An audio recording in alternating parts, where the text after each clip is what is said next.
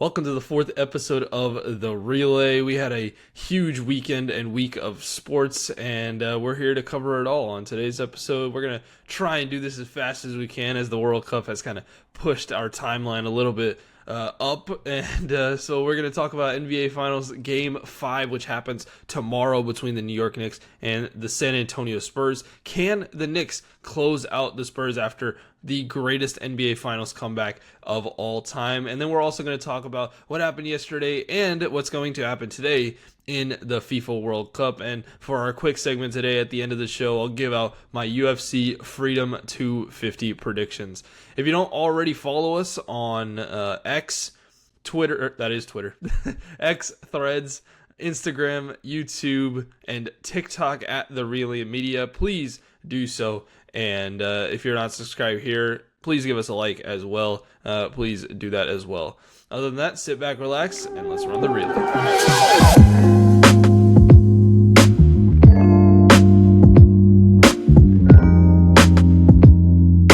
I'm switching around the segments a little bit with this opening segment. We're going to talk about NBA Finals Game 5 as we look at all of what's happening in the FIFA World Cup in the next two segments. So the Spurs 2 days ago were 12 minutes away from tying the NBA Finals, and instead they blew a 29-point lead to the Knicks as they stole Game 4. And now New York heads home, heads away, 1 win away from ending a 53-year championship drought. The question isn't whether the Knicks have momentum. I think the question is whether San Antonio can mentally recover from what happened, as it was probably one of the most devastating losses in all of sports history on Wednesday.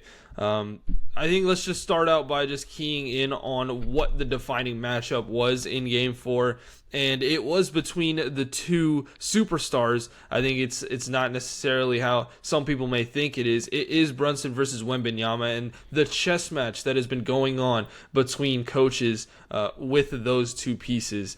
It's interesting because this became the defining matchup of Game 4. The Knicks repeatedly used Wembanyama's defender as Brunson's screener, so Wemby could get onto Brunson. Through games 1 and 3, this wasn't working, and in Game 4, it completely changed the series, as in the fourth quarter, they were able to find a lot of success with that scenario. The Knicks scored just 0.73 points per possession when attacking Wemby in ball screens in games 1 through 3. They scored 34 points on 23 possessions in that same role. And I think why it worked is because Brunson can beat Wemby off of screens, off the dribble, I should say. They really forced help defenders to rotate, and it created open corner threes for guys like OG Anunoby, who was hitting stuff all night long. Wemby, again, was pulled away from the basket. He couldn't really protect the rim at that point, and I think it was really apparent on that last shot of the game where OG Anunoby was able to go through a slew of guards to get to the rebound and tip the ball back in. And he obviously couldn't recover quickly enough. I wanted to ask you, before we move on, do you think that Knicks have kind of finally figured out how to neutralize Wembanyama, or defensively, I should say, or do you think that the Spurs will make adjustments in Game 5 to kind of, alleviate whatever pressure was happening? Because at the end of the day, it was working in Games 1 and 3 for the Spurs. Yeah, I think like any team, I think the Spurs are always gonna come back. They're gonna just game plan again and have something new to throw at New York. But I think Yeah. New York did find the way of stopping Wemby with getting him off the dribble with Brunson. Yeah, and I think that with this specific game, because they were forced to shoot a lot more, because they were down so much, it really did help them. Because at the end of the day, Wemby's not really going to defend these interior plays, because he knows they're going to have to go to the exterior, the perimeter of this offense whenever that was happening. Moving on, can the Spurs adjust from this?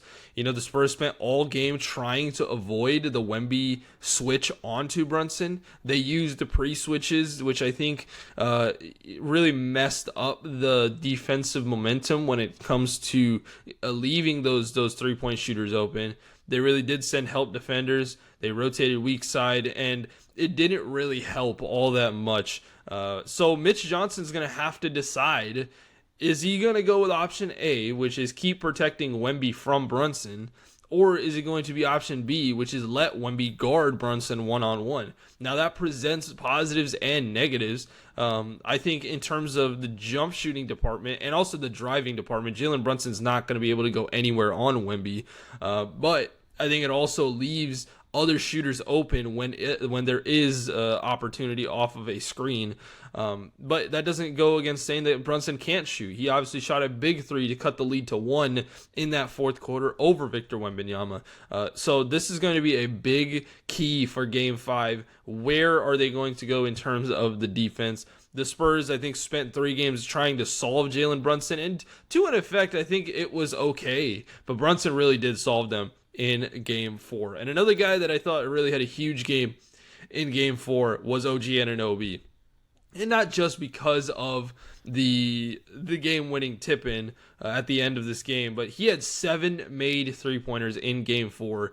He obviously, was responsible for the leap that was at the end of that game. But this guy has been cooking all series long. 12 for 19 on corner threes in these finals. He's 24 for 45 this postseason on corner threes. And I think why it matters is everyone's going to talk about the Brunsons, the Cats, the Wembys of the world in this series. But Anunoby has really become the pressure release valve for every time San Antonio collapses on Jalen Brunson. And to me, I don't know if this is a little bit of a hot take. I don't know where you would agree with this. But I think that he should be Finals MVP if they finish off the Spurs in Game 5. And it's not just because of the big play. He has the biggest play of this entire series, but the efficiency in which he is shooting the ball.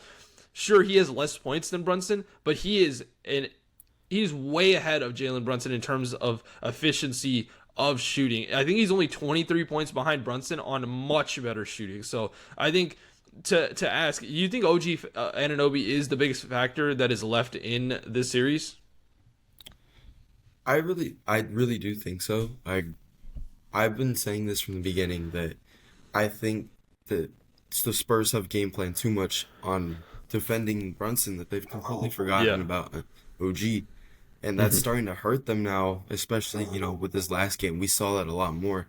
And I just want to give a quick shout out to Jose Alvarado because I think he was a key piece to them winning that game as well. That he had probably his best game ever. But I think his efficiency that game too is what really standed out to me for them winning that game. Yeah, and I think the Spurs at this point, they have to recover mentally, right? They led by 29 points. They controlled most of Game 4. They really had multiple chances to close, and they lost on a last-second tip-in. And so I think that's kind of unfortunate. Obviously, one of the worst, days as a Spurs fan for me personally, and I've gone through, the Ray Allen three-pointer shot happening in 2013 or I forgot whatever year that was, but this wasn't just a loss. This may have become the defining moment of this series. And obviously the question is going to be, how does San Antonio respond? Does this collapse break them or does it motivate them? And I think Game 5 probably will be less about basketball and more about belief. Now, I think one of the biggest storylines heading into this, which I've read this morning, is I think about 50% of tickets bought for this game are from the New York, New Jersey area. And so I think that the Game 5 crowd is going to be very much even because the Knicks can close it out in San Antonio versus a pro-Spurs crowd like you saw in Game 1. And even to an extent in Game 2, I know there was a decent amount of Knicks fans in the crowd in Games 1 and 2, but I think it's going to be totally different when it comes to Frostbank Center in Game 5. Another storyline I want to talk about is, can Wembanyama deliver a legacy-defining performance? He's facing elimination. The season's on the line, and I think he really does need to answer to Jalen Brunson in this next game. Not saying he's having a bad series. I actually think he's having a pretty good series all in all, but sometimes it just requires your star player to go out there and just make buckets on end. Be aggressive, be selfish with the ball, because I think the ball getting shot out of Victor Wembanyama's hands is much better than some of these other players, especially Keldon Johnson in the back half of these games. I think also, can Brunson close the deal? He's been the best closer in this entire playoff series, and he has a chance now to deliver New York one of their biggest basketball moments in decades, and in my opinion, probably of all time, with what the surrounding parts of this team are, right? And, Jalen Brunson can propel himself. A lot of people are saying that he could become the greatest New York Knick of all time. And I think that's a very interesting argument to be had, especially if he is able to finish off this series. And the final storyline for me, can the Knicks finish it off? I think the hardest game to win is a closeout game, but we've seen in these last three series that in closeout games, the New York Knicks are able to absolutely destroy teams on the road nonetheless, right? In Game 6, I believe they did it in Atlanta. Yeah, they did. In Game 4, they did it in Philly. And in Game 4 against the Cavs, they did it in Cleveland. So this is... Again, it's going to be a tough ask for the New York Knicks to close out a series against the San Antonio Spurs, but I also think there has been a precedent set by this team that they can really show up big when it matters, and in terms of closing out a series in the first opportunity they get. Are there any other storylines you're looking for, Daniel, for this game? There's not really any storylines. I think I'm looking out for the same thing you're watching. I think my biggest thing is just I want to see how these two with Wemby and Brunson, just how they perform against each other. Whether Game 5 is their last game, or if they go to a 6, and no pun intended, a 6 or 7. But just in general, I like the way they've matched up all series, and so if we could get a couple more games of this, would be nice. But having the Knicks and just what this run has been for them, I wouldn't be surprised if 5 was the last game. Yeah, I think that, besides the Spurs fandom in me, I think that this series has been a really good playoff series. 3 of these games have been absolute barn burners. I mean, I would say all 4 of these games have been absolute barn burners, and there have been moments where the Spurs could go up 3-1. There's moments where the Knicks could have swept the Spurs and won in Game 4. And so all of these games coming down to the line, besides the Spurs fandom aspect of it, I also think I want to be a little bit selfish in the fact that I really do want to just still see the series continue and see more good basketball for a couple more games, whether that ends in Game 7 or Game 6 or even in Game 5. I would like it to end a little bit later because I do want to see Wemby perform in that pressure situation more than one time in these NBA Finals. Question for you guys, question for the fans. Comment down below. Do you think this series ends Saturday, or do you think that this series gets extended to Game 6 or even Game 7? Can Victor Wembanyama and the San Antonio Spurs complete the second 3-1 comeback in NBA Finals history?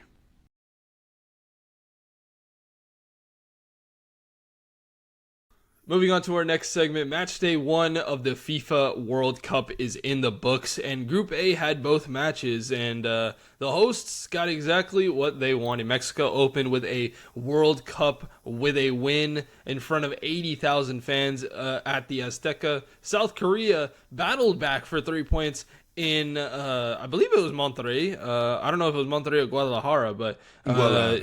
Guadalajara. Okay, so now Group A already feels like a 2-team race heading into match week 2. Let's start by talking about Mexico. I wanted to just talk a little bit about the atmosphere and the crowd and the pregame festivities. Daniel, how did you feel in your first time seeing Mexico host a World Cup? How do you feel about the presentation of everything that happened at that game? I think the presentation was great.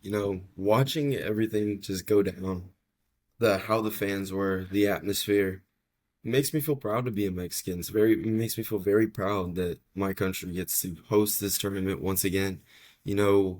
Having when the national anthem was being sung.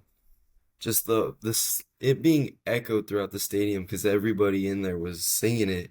That just means something to me. And I think this game has always been more than just a game. It's always the fans, the atmosphere, what they do for the sport as well. Yeah, for sure. I think that was kind of the biggest thing I was looking for in terms of this game. I think the setting off the World Cup right with the correct atmosphere. I think the FIFA made the right decision to hold the opening game in the Azteca. I think that was a perfect start for what we got, and even the nightcap of South Korea Czechia. Leading into that, I think it was pretty fun. The first half was pretty boring, I would say, but the second half, I mean, that was probably the best half of football that we've gotten in the World Cup so far. But we'll talk all about it. Let's start talking again. Mexico, South Africa. Mexico wins 2-0. Mexico earns its first World Cup opening match victory of all time. They were 0-2-5 all time in opening matches in the World Cup. They get their first ever victory in a World Cup opening match. Julian Quinones scored after 9 minutes after a dispossession of a South African defender. Raul Jimenez added an insurance goal to make it 2-0. An insane cross from Piojo Alvarado in that one. And, Mexico, I think, really controlled most of this match. It was interesting because South Africa coming into this game, I felt like is very much a team that wants possession, that wants build-up play, and I just feel like maybe it was just the lineup because they didn't have a Paulus in there from the beginning, and it was Foster and Reyners up top. But I just think this was a terrible performance, not only from the South African team, but the coaching staff as well. What do you feel about how they set out before this game started? Yeah, so I think it was just a terrible performance overall. Like Yeah. I couldn't see much fluidity at all from South Africa. Like it just seemed like it was like every other pass was a dispossession. It was a bunch of rebounds and quite literally just really dirty on their end when it came Yeah. down to it. There was a lot of aggressive plays, unnecessary aggressive plays really. And it was a little upsetting to watch, obviously me being a Mexico fan, but to me it was more upsetting just on the fan aspect of wanting to watch an enjoyable game. Yeah, I think the pressure on Mexico was really enormous, but they really came out to play, South Africa, on the other hand, I think they maybe gave too much respect to the moment. I just think that they were not creative enough for me personally to really warrant the type of performance that they wanted to get. I guess they just wanted to get out of there with 1 point, but I don't know what was going on in that aspect of South Africa in their opening game. I think also the expectations for this team after that disappointing 2022 World Cup, I'm talking about Mexico right now, I think it was pretty great that they handled business. I know a lot of people are, poo-pooing on this performance because of, the score line and how South Africa performed. But I think this is the way for Mexico to win games. They lock down defensively. They're really good in the air, and they're able to score goals through set pieces. Now this game they scored 2 open play goals, which I think is another positive to take away from this performance. And for years we've asked whether Mexico can thrive under pressure, and on opening night they really look comfortable from the first whistle. I wanted to highlight some players real quick. Julian Quinones and Raul Jimenez, both with the goal scorers.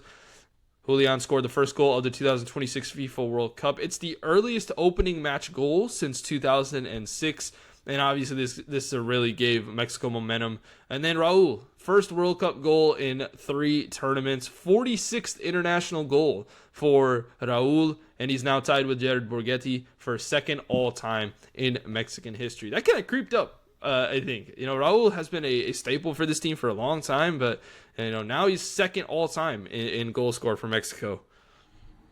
Yeah, like I know one of the biggest storylines heading into this World Cup was whether he could break, Chicharito's goal scoring record with this Yeah. tournament. And I think it's still very possible, but Hmm. it's only a matter of time when it's broken because that man he's on another level right now Yeah. with the scoring. For sure. And the other thing we got to talk about, the red cards, right? South Africa received two. Mexico received one. There's three total red cards in this match. More red cards than goals. If you wanna really break it down. The first red to Sitole denied a clear goal scoring opportunity.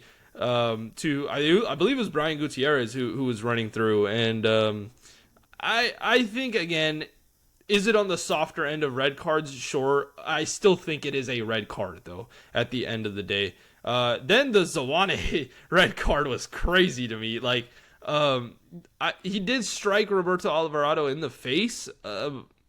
He did smack the hell out of him. I will say that. I don't know if that's enough to give a red card.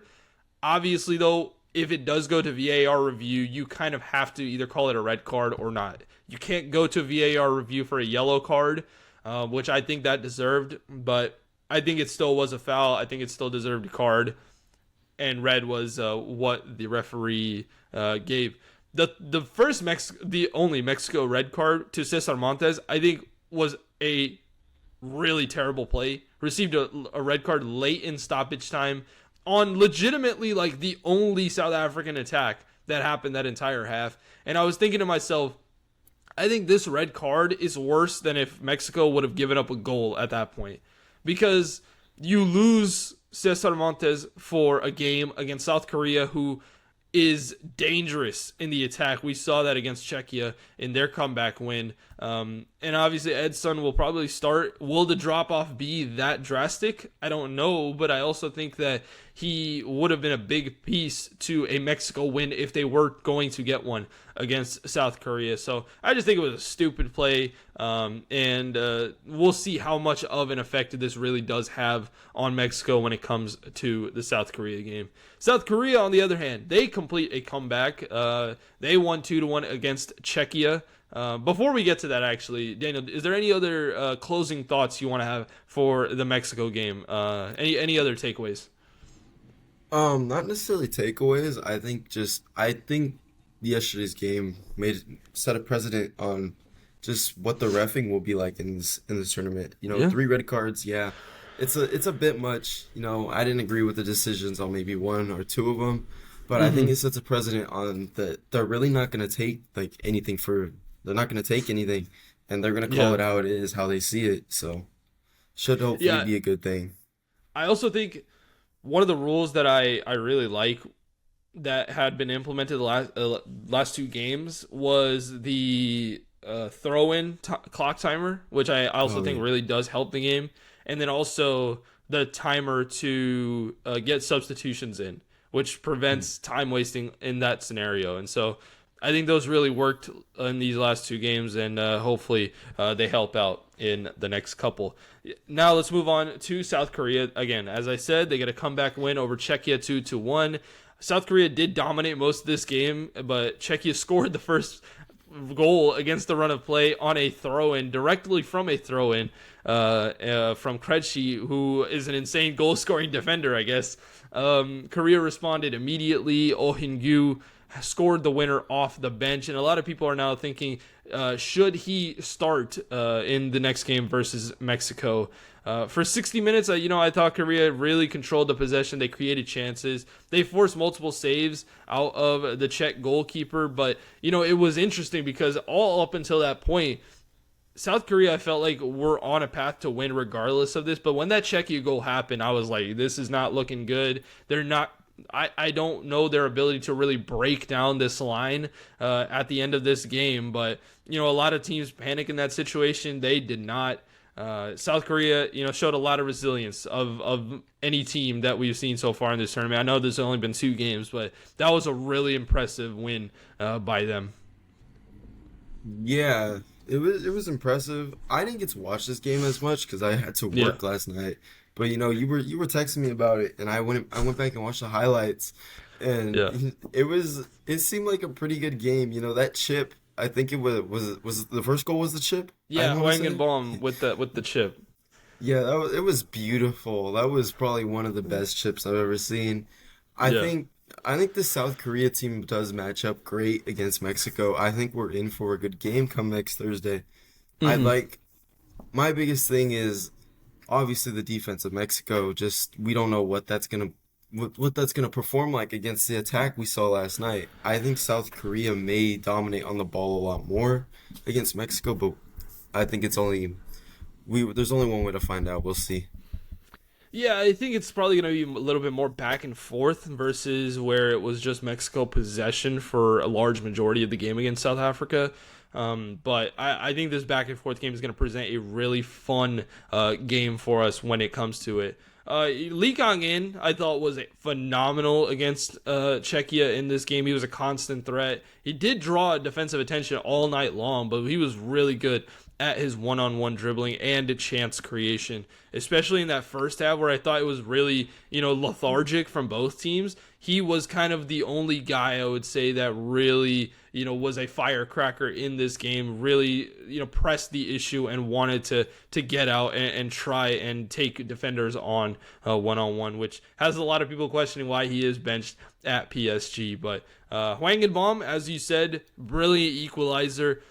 When he chipped the goalkeeper, I actually thought the ball was going wide. And so you saw me, if you were with me watching this game, I went from such a high reaction to such a low reaction back to a high reaction. And it was one of the funniest things. I was watching with my friend, and I was just flabbergasted with what happened on that play. Huang and Baum, very important piece for this team. Doesn't really score that many goals, but he came up big in this game to tie it. And then Oh Hin-gyu, instant impact off the bench, delivered the game-winning goal. A little bit of a deflection off the goalkeeper, but the ball was in the back of the net at the end of the day. Now, if I want to bring up a negative for this game, Heung-min Son was just not good enough. He had a couple of chances, but he was just not clinical, and I think that kind of was my sentiment in terms of when Czechia took the lead, thinking that Son Heung-min wasn't able to put away the chances in that first half.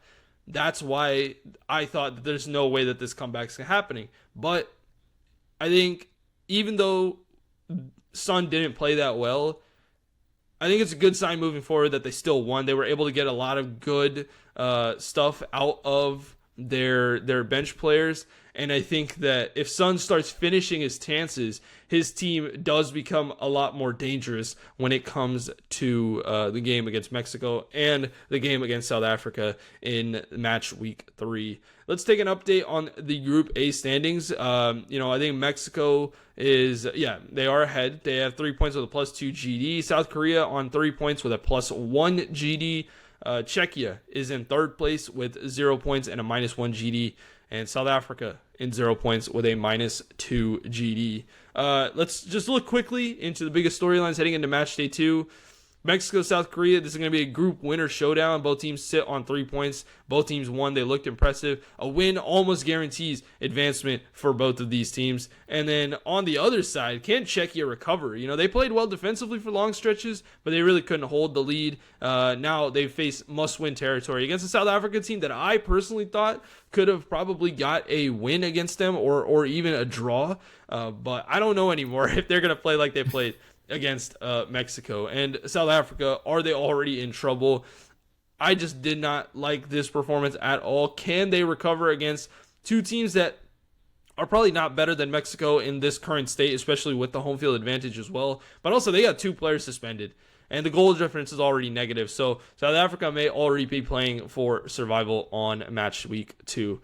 Again, match day 1, I think couldn't have gone better for Mexico and South Korea. Mexico really delivered the moment the tournament needed on opening night, while South Korea, I think they have the quality and the toughness to really make noise in this group. So now all eyes turn to match day 2, match week 2, where the winner of Mexico, South Korea could take complete control of Group A. Do you have a prediction right now? Who do you think is looking like more likely to win Group A right now? Is it still Mexico in your opinion? Because to me, I think it's still Mexico. Yeah, Mexico, I think they are still the favorites to win this. I think just the way they played, their fluidity, and just how Hmm. strong they were yesterday, I think it'll prove to prevail South Korea come Thursday. Yeah. And, let us know down in the comments below, who do you think wins this group, Mexico or South Korea, after their opening game wins?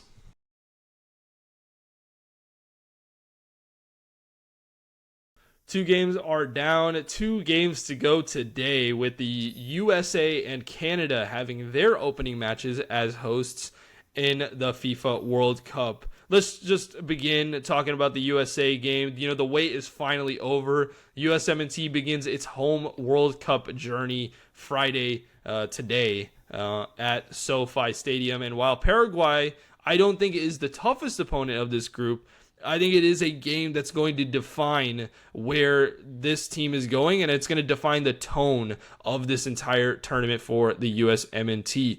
I think the biggest question for me is, can they handle the pressure? This is the first World Cup game on home soil for them. There's massive expectations under Mauricio Pochettino. 70 plus thousand fans are going to be in that stadium watching USA versus Paraguay, and I don't think a win is needed, but I think a win would put the USA in control to win this group, when it comes to the end of this group stage, because they play Turkey, who I think is the toughest opponent for them at the end of this group stage. I don't think talent is a question for this team. I think handling the moment is really a question. The reason why I bring this up is because in 2024 Copa America, I thought that they had a pretty good squad going into it. They had a decent 2023 when it comes to, international tournaments, or maybe it was 2020. Yeah, I think it was 2023. Yeah, they won the Nations League. And then 2024, they just did not respond. The Panama game, they played terrible. Uruguay game, I will say, I think it was a little bit of a robbery in terms of some of the calls that were happening. I don't know how you call, and some of these calls that happened in that first half of that game, but you lost nonetheless, and so that's a tough outcome. But will the home crowd lift this team, or will it create extra pressure for them in this game? The U.S. attack has to deliver. I think that's obvious.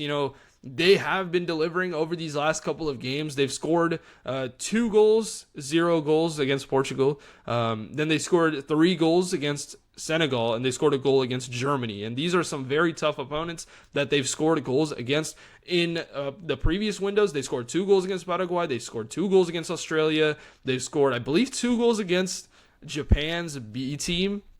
And they played Uruguay, right? And they scored 5 goals past them. So they have set themselves up with these pre-World Cup friendlies to play World Cup opponents, and they have been scoring goals on end against these teams, especially when that first team is out there. So guys like Christian Pulisic, Fuller, and Balogun, I expect Malik Tillman to start, and he has been really quiet for this team ever since the Gold Cup last year. And Weston McKennie is another guy that I think, with the system that Poch plays, can get a little bit, set back a little bit. He kind of doesn't really have the role that I think you should have with a player like him, who has the dynamism to, really push the ball forward. I think it's an interesting discussion to have. Is Weston McKennie the best player for this certain lineup?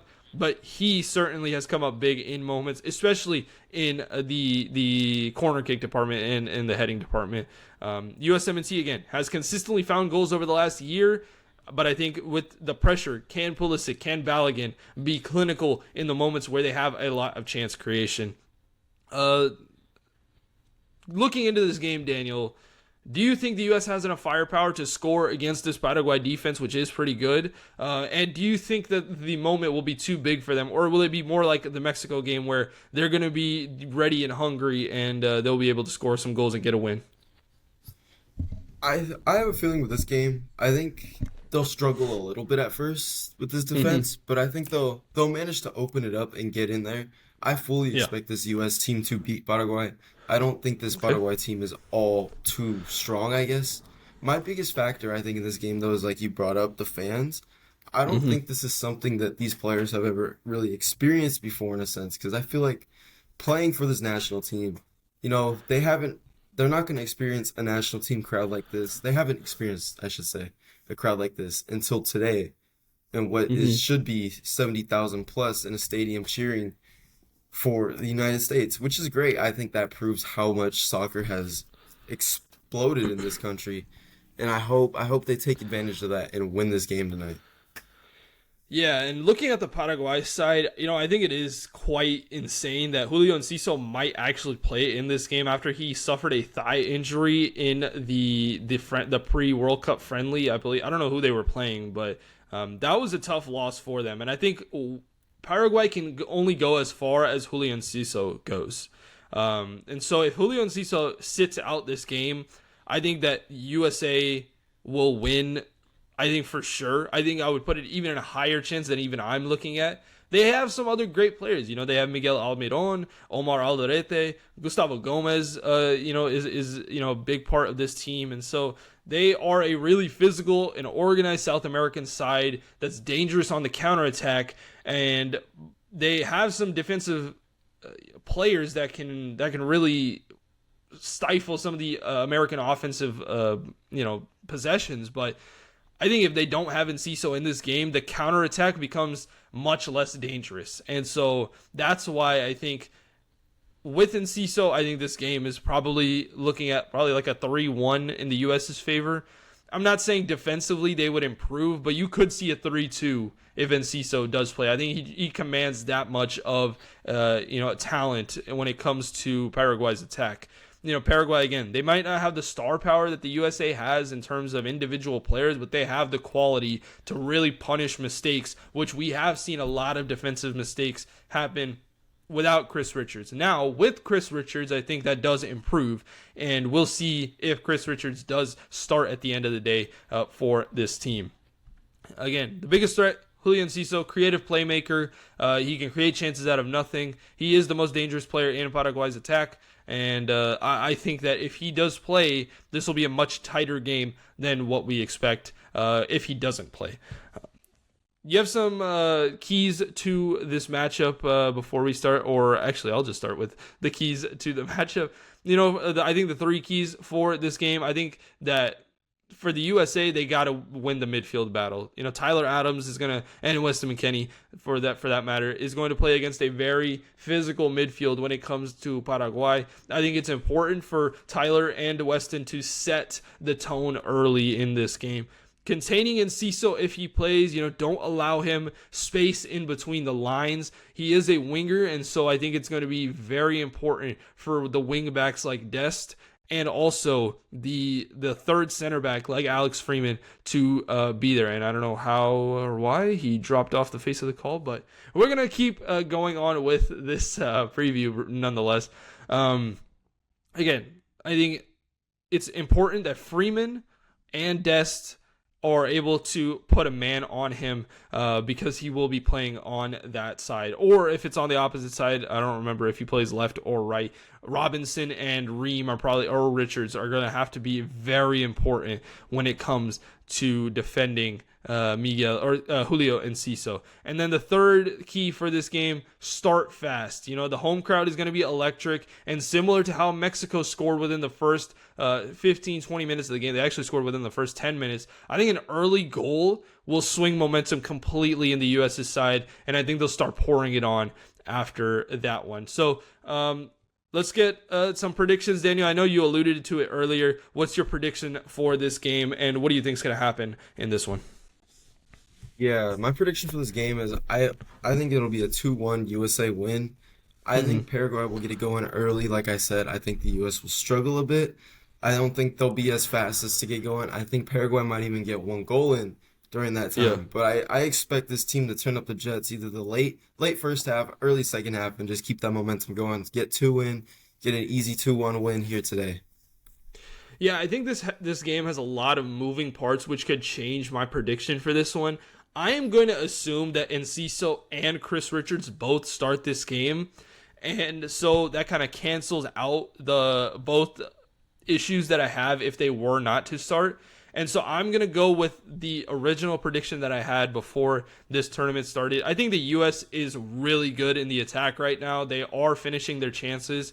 And I think they will be able to have some good build-up play against this Paraguay team, even though their defense is pretty good. I think the midfield is kind of where they can exploit some of the deficiencies of this Paraguay team. And also, I will say, Paraguayan goalkeeper, that is the biggest negative for this team. I think that Paraguay has the worst goalkeeper situation of any of the teams in this group, including the U.S., who doesn't have a good goalkeeper situation. Even though I trust Matt Freese, I don't really have the trust in Matt Freese to go up and beyond what he plays like.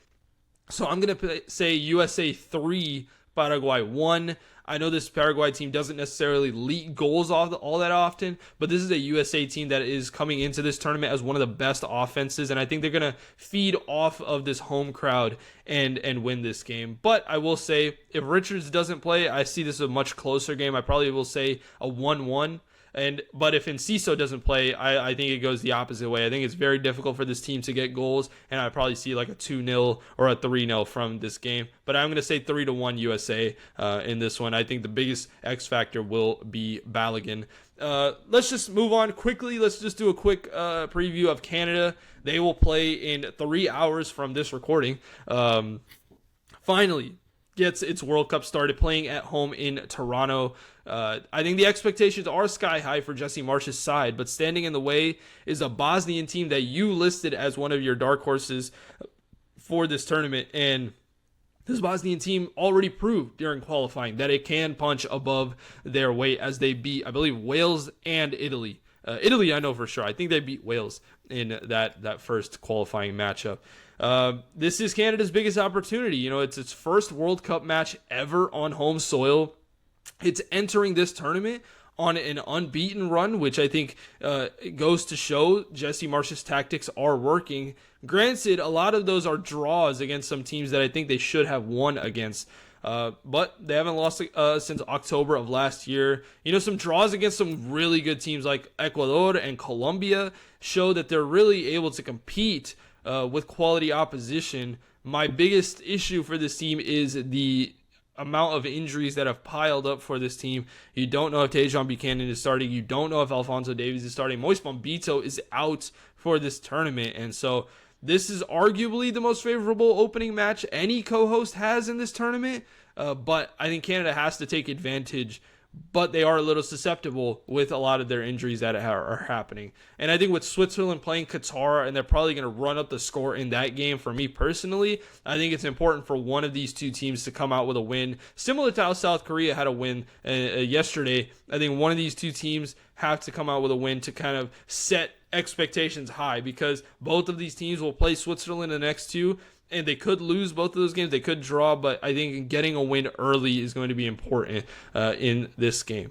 Canada, can they find enough goals? You know, Canada has been difficult to beat, but I think the bigger question is finishing their chances behind guys like Jonathan David and Promise David, Kyle Larin. I think this is going to be a low-scoring match, but when that opportunity arises, can those strikers be clinical, as Bosnia does sit deep and they are very organized defensively. I think, again, on the flip side, Canada's defense is trustworthy a little bit, but I don't think it's as strong as it was if Moise Bombito was in there. So I wanted to ask you this question.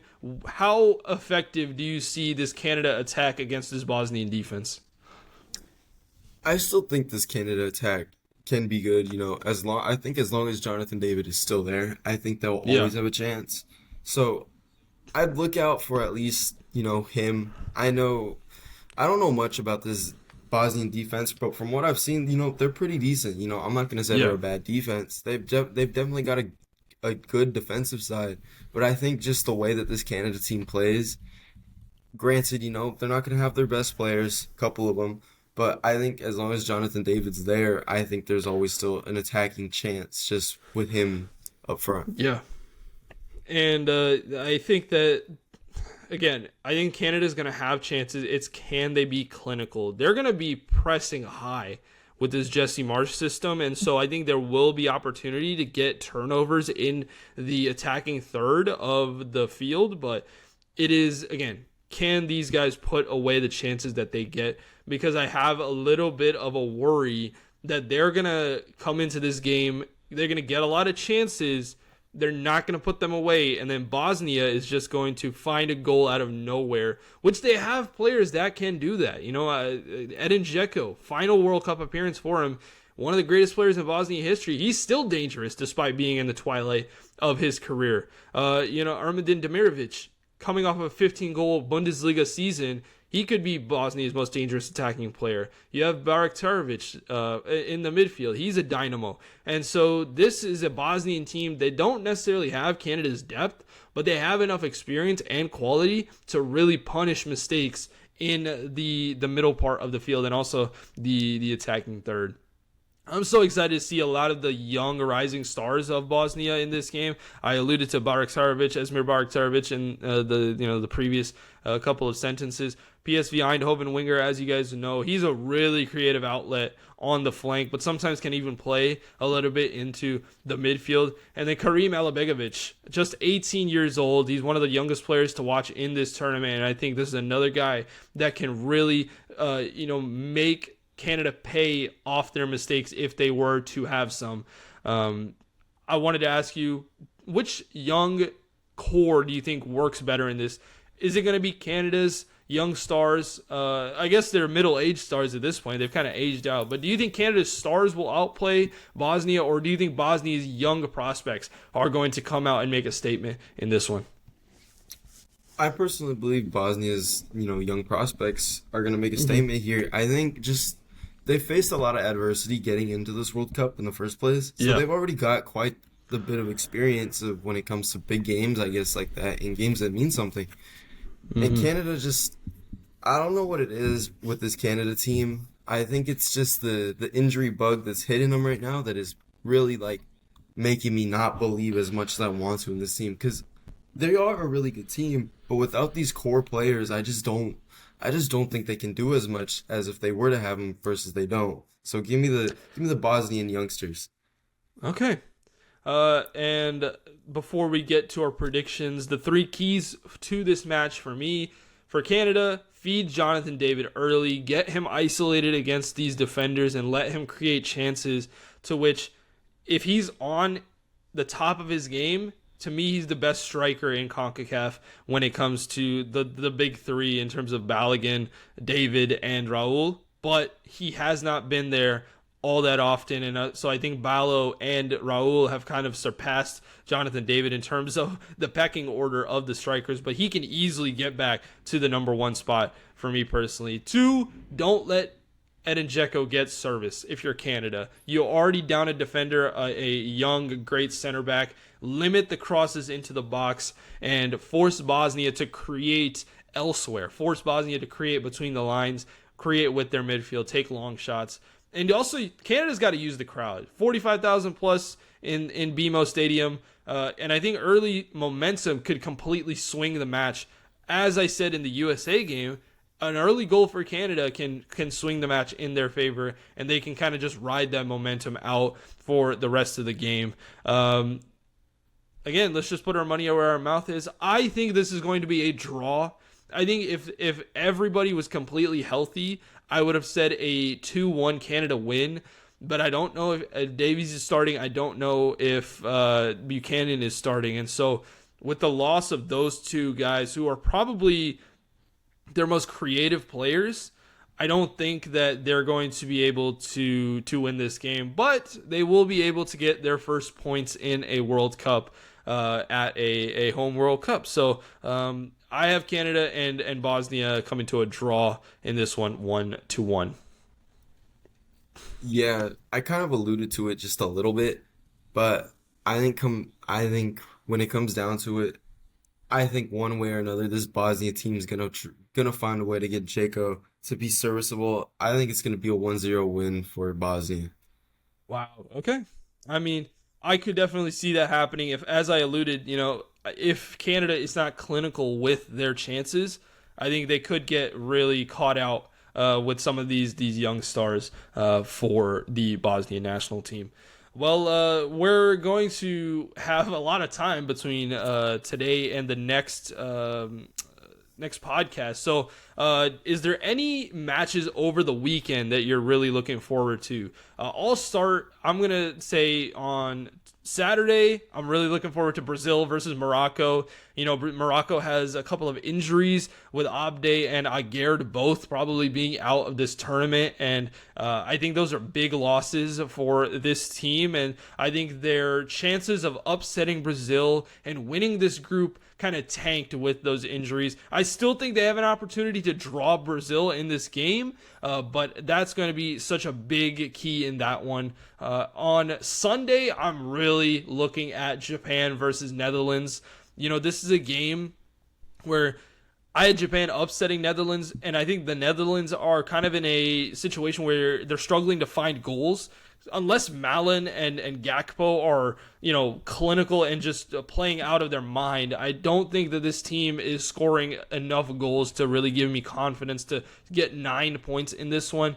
Japan, on the other hand, really solid team, but they've hit a huge injury issue with their team. They're going to be out with Karu Matoma, and they just lost Wataru Endo for this World Cup, and I think that's going to be a tough ask for them, but I still think that they can turn out a positive performance behind guys like Ayase Ueda and Daichi Kamada and these defenders that I think have been playing pretty good over the last couple of months. And then on Monday, I am looking towards Belgium versus Egypt. I think somebody brought it, I don't know if it was me or you, brought up that Egypt could be a little bit of a dark horse candidate in this World Cup behind their attacking duo of Omar Marmoush and Mohamed Salah, both guys who are really dangerous attackers. But this Belgium side has kind of hit another gear in these pre-World Cup friendlies with a lot of big wins against some good opponents. And so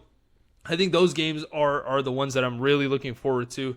Do you have like a game or two over the next couple of days that you're really looking forward to? You kind of listed all the games I was going to be watching and paying attention to, but Okay. I have another one of, I think Ivory Coast, Ecuador. Well, I don't think it's going to be I think it is going to be an exciting game for a sense. I think Ivory Coast is actually really good, but I'm just excited to see how this Ecuador team plays. I've been hyping them up a lot, especially that defense. I want to put my money where my mouth is, and I want to see this Ecuador team do good. So that's one that I'm really excited for. Yeah, it's interesting because you are really high on Ecuador. I am really high on Ivory Coast, and so I think for that aspect alone, I am really excited for this game because I think both teams are really good, but both of us have one over the other, and so I think finding out who does it, and then it just somehow becomes a draw. So I guess nothing will be decided there. But I think watching that game, I'll have a lot of fun. I think it could be a low scoring game because both defenses are really good. But I am going to be excited to see if one of these offensive players. I trust the Ivory Coast attackers a little bit more, but I think one of these players breaking down a really good defense is going to be an interesting component of this game. Yeah. Let us know down in the comments below which game you're looking for. And if you see this before the games today, who do you have winning? USA versus Paraguay and Canada versus Bosnia and Herzegovina.